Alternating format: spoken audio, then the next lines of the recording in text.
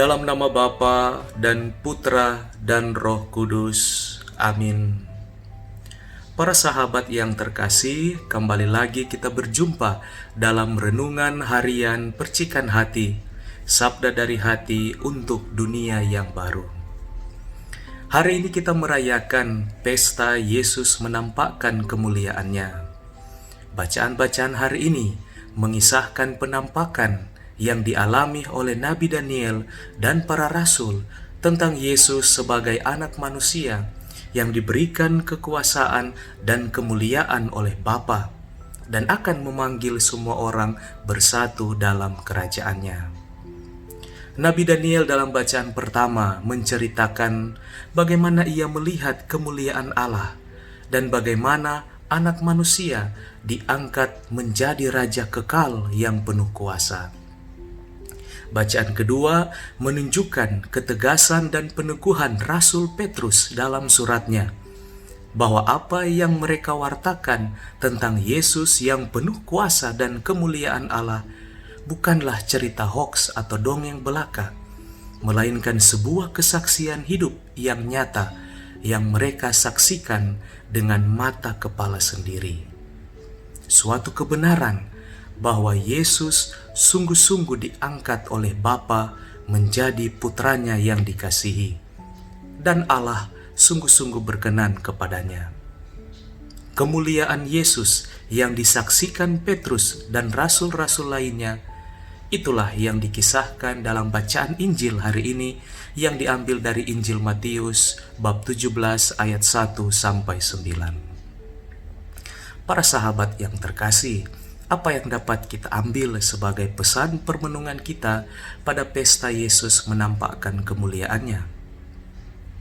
Pertama, penglihatan Nabi Daniel dan Rasul Petrus, Yakobus dan Yohanes tentang Yesus, anak manusia yang tampil dengan kekuasaan dan kemuliaannya, memberikan peneguhan dan keyakinan iman kepada kita bahwa Yesus sungguh-sungguh berasal dari Allah. Sebagai putra Allah, Yesus diutus untuk menyelamatkan banyak orang. Misinya berasal dari Allah, dan terlihat dalam hidup Yesus bagaimana Allah ingin menyelamatkan dan mencintai manusia. Yesus datang dan menampakkan kemuliaan Allah dalam pribadi dan kehidupannya. Yesus menghadirkan wajah Allah. Wajah Allah yang penuh kasih dan kebenaran.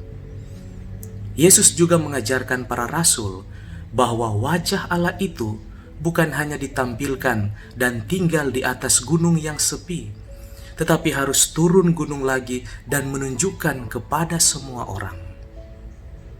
Pada pesta ini, iman kita semakin diteguhkan dari kesaksian nyata dan pewartaan para rasul. Yang kedua, terdengarlah suara, "Inilah anak yang kukasihi, kepadanyalah aku berkenan, dengarkanlah dia." Para sahabat yang terkasih, Yesus adalah putra Allah yang dikasihi, yang datang melaksanakan karya keselamatan Allah. Kita juga diangkat menjadi anak-anak yang dikasihi Allah. Seperti Yesus, kita dipanggil untuk melanjutkan karya keselamatan Allah. Maka marilah kita meneladani Yesus dalam hidup kita. Dia hadir sebagai pribadi yang hidup dalam kebenaran. Dia selalu tergerak hati untuk membantu orang lain, menyembuhkan, memberi makan, memberkati, mengajar, bahkan dia sendiri berkorban memberikan dirinya untuk manusia. Mari kita bertanya dalam hati, apakah saya pribadi yang hidup dalam kebenaran? Apakah saya selalu tergerak hati untuk membantu orang lain? Apakah saya punya semangat untuk berkorban demi kebaikan dan kehidupan orang lain?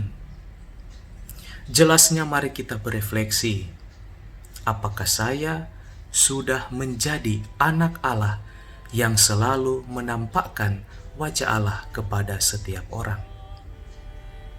Jadilah anak-anak Allah yang selalu menghadirkan wajah Allah yang penuh kasih dan kebenaran. Tuhan memberkati. Dalam nama Bapa dan Putra dan Roh Kudus.